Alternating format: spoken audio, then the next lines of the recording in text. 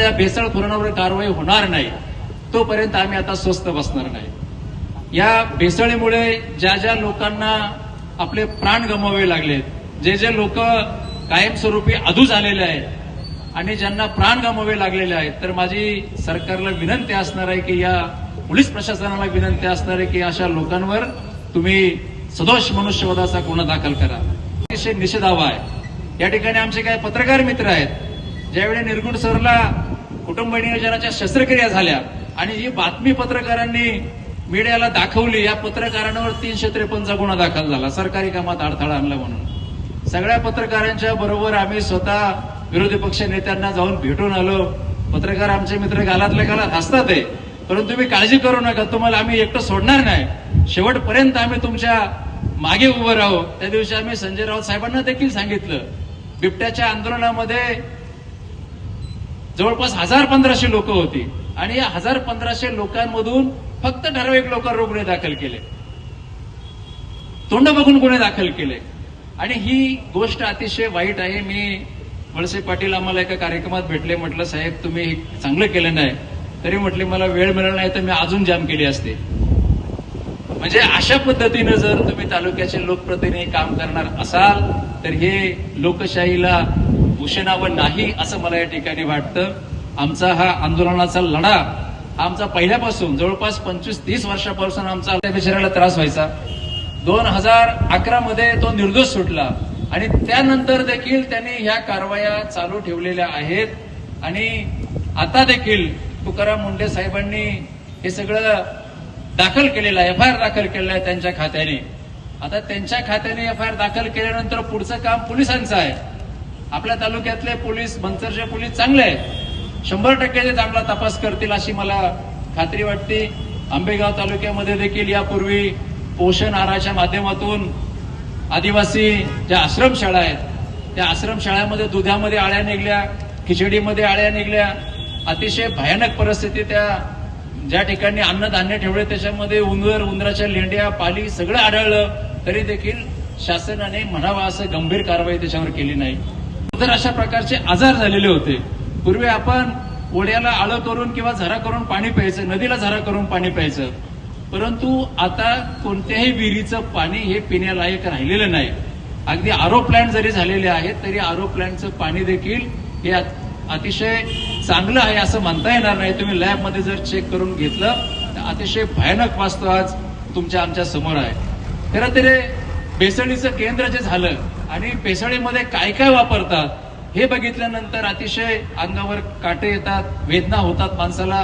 Detergent powder, shampoo, detergent पावडरच्या पाण्यामध्ये हात जर घातला तर हाताला सुरकुट्या पडतात आणि तेच जर दुधातून अगदी लहान मुलांच्या, गर्भवती महिलांच्या, वयस्कर लोकांच्या, अनेक लोकांच्या पोटामध्ये ते दूध जाऊन अनेक लोकांना आज कॅन्सर सारखे आजार झालेले आहेत.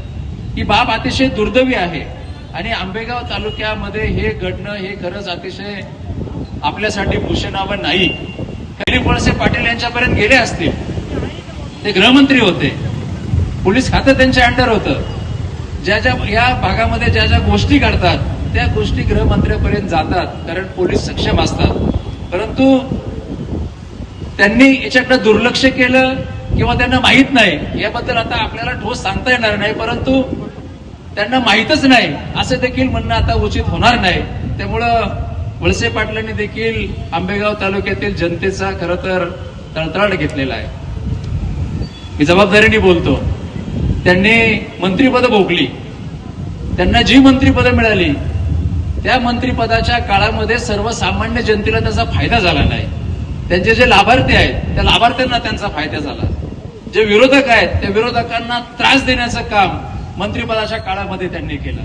मग कोणाला लाईट मिळू नये, कोणाला वेगळ्या वेगळ्या माध्यमातून त्रास द्यायचा, तुम्ही आमच्या पक्षामध्ये या, तुम्ही आमच्या मागे उभे राहा, नाहीतर आम्ही तुमच्यावर कारवाई करू, अशा प्रकारचा दुरुपयोग मंत्रिपदाच्या काळामध्ये त्यांनी केला. वाईट वाटतं की या भागामध्ये मगाशी उल्लेख झाला की मंचरची बदनामी करण्याचं षडयंत्र आहे.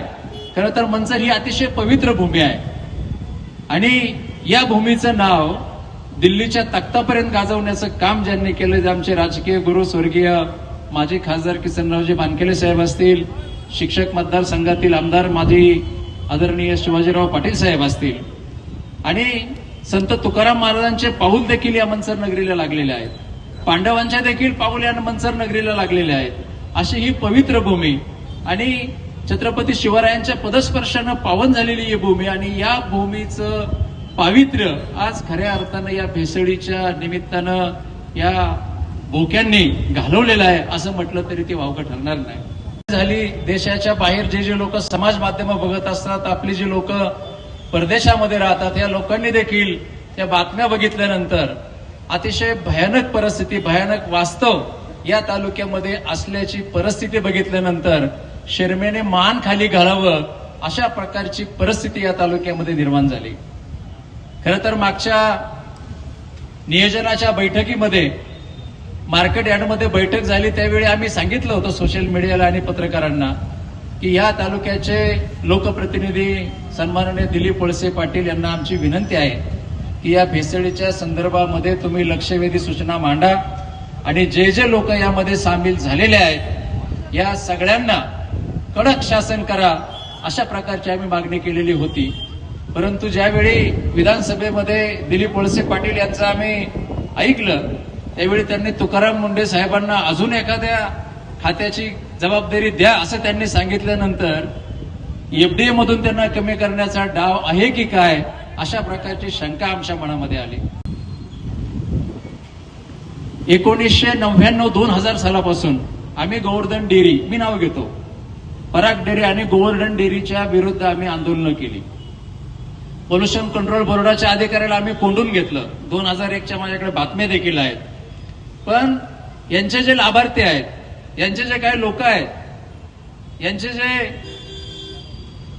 बगल बच्चे आहेत, या लोकांनी आम्हाला बदनाम करण्याचं काम केलं. त्याच्यामध्ये सचिन बांगर या ठिकाणी असेल, अवसरीमध्ये सगळं ते घाण पाणी कॅनॉलमधून जायचं. आता इंजिनिअरिंग कॉलेजच्या मागे त्या ठिकाणी साठवण केलेली आहे. पिंपळगावला जायचं. अरुण भाऊनी आता उल्लेख केले त्यांच्या सख्या 2 बहिणी कॅन्सरने गेलेल्या आहेत. अवसरीत देखील कॅन्सरचे अनेक पेशंट आता आपल्याला आढळत आहेत. ही जी भेसळ आहे ही भेसळ देखील अतिशय भयानक आहे. आणि तुम्हाला पहिलं प्रदूषित पाण्याचं मी सांगतो. प्रदूषित पाण्यामुळं त्यावेळी जे पाणी पर्क्युलेशन करून विहिरीला जायचं, अनेक विहिरीमधले मासे त्या ठिकाणी गेलेले होते.